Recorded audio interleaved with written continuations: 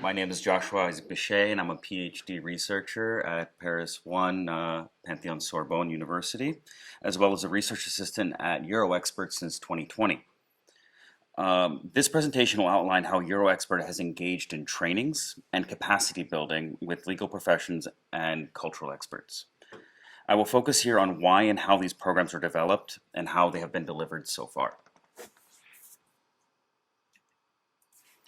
As you've seen in yesterday's presentations and preparations of teaching material, including also occasional trainings, were among the planned outputs of EuroExpert.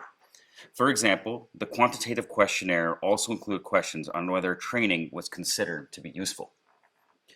Most respondents have said that training both for the legal professionals and for cultural experts are crucial to improve the access of cultural expertise. Enhancing the quality of services by informing cultural experts to the ethical and professional standards, language and expectations of the legal professions of expert reports, and for the development of mutual professional trust between cultural experts and legal professionals. These trainings are also to the benefit of judges and lawyers in understanding the notion of cultural expertise and why it is useful. If these legal professionals can not only learn what cultural expertise is, but also learn how to identify where cultural expertise can benefit trials, this can further bridge the gap between the legal process and the diverse communities with whom tribunals interact. Respondents have also requested the training of lawyers and legal advisors of the parties to recognize where there is a need for cultural expertise. Whether that be a language expert, an expert in foreign law, expert in cultural customs and practices, or history or politics, and when to propose the court to instruct an expert. Cultural experts will benefit from increasing their knowledge of legal procedure. Legalese is a language in itself, and legal culture is as different as any other. Cultural experts will benefit from an awareness of misleading misunderstandings and similarities between the terminology of law and in the social sciences, and to ensure that reports can be well received. This can also include how to best present expertise in a legal setting, such as how to be a witness, how to familiarize themselves with how expert testimony is admitted as evidence in a courtroom. We will see in the next session that discussions on training of anthropologists acting as experts in courts has led to very intense debates within the disciplines of anthropology.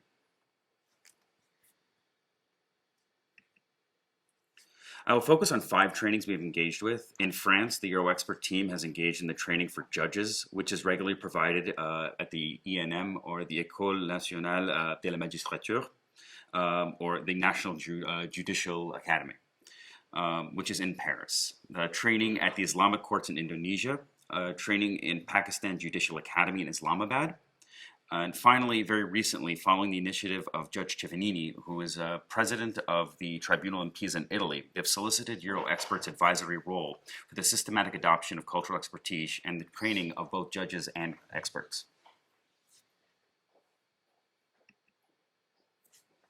Since 2000, the École Nationale de la Magistrature has regularly invited EuroExpert to offer judicial trainings in Paris. These trainings can cater for judges from various jurisdictions in France and overseas departments and territories known as DOMTOM. We have developed a module which includes a theory of cultural expertise and a clinic of cultural expertise with the discussion of cases in which either cultural expertise occurred with the appointment of an expert or cultural expertise could have been useful.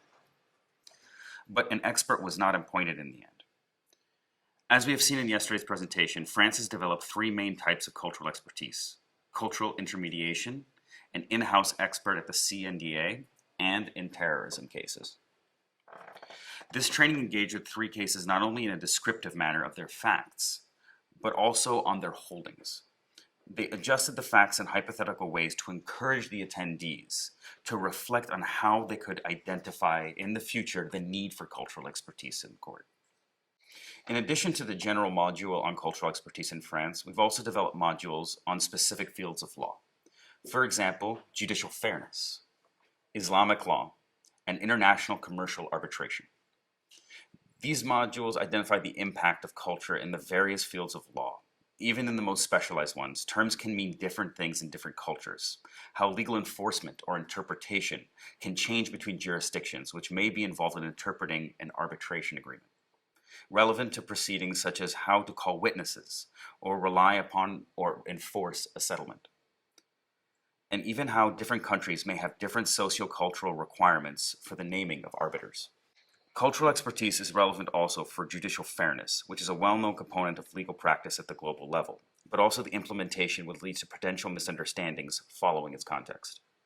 Cultural expertise is relevant in cases involving Islamic law for what concerns the perception of gender equality, forms of divorce, and identification of what is or should be the well-being of a child. EuroExpert has now extended network of experts who can provide training modules on demand. So far, training has been conducted by Livia Holden, Stanislav Berdej, Giorgio Colombo, Luis Nurulwati, and Witriani. And I myself will conduct a clinic in the upcoming training at the ENM later this month. EuroExpert developed a module of training on cultural expertise in collaboration with the judges of the Islamic courts of Indonesia. The outputs were a textbook written in collaboration with judges entitled Nilai Nilai, which you can see a copy of. A compendium of the best decisions by Indonesian Islamic courts that apply cultural expertise in conformity with international women's rights, and a documentary film, Justice at Waite's Islamic Court. And these are all outputs realized in collaboration with scholars of Islamic law and Islamic court judges with whom EuroExpert has collaborated. EuroExpert delivered trainings in Islamabad by the Judicial Academy. The training was co-organized with EuroExpert and the Law and Justice Commission of Pakistan and funded as a spin-out of the Global Challenges Research Fund. During the training, various ways in which cultural expertise can become relevant in the course of international commercial arbitration, such as, for example, before International Chamber of Commerce.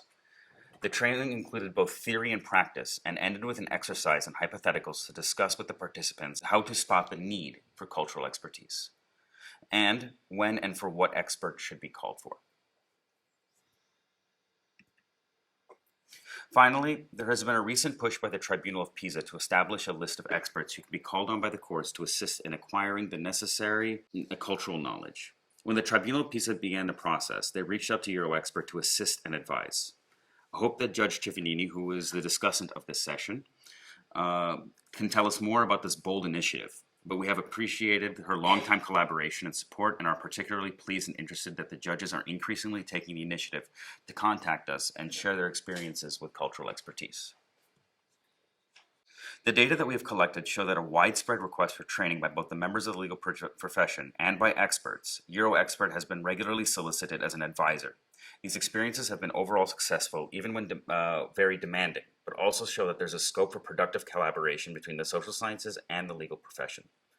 Eventually, the format that we have found most rewarding is the one that is a two-way training and capacity building, which has developed in all four examples that were provided in this presentation.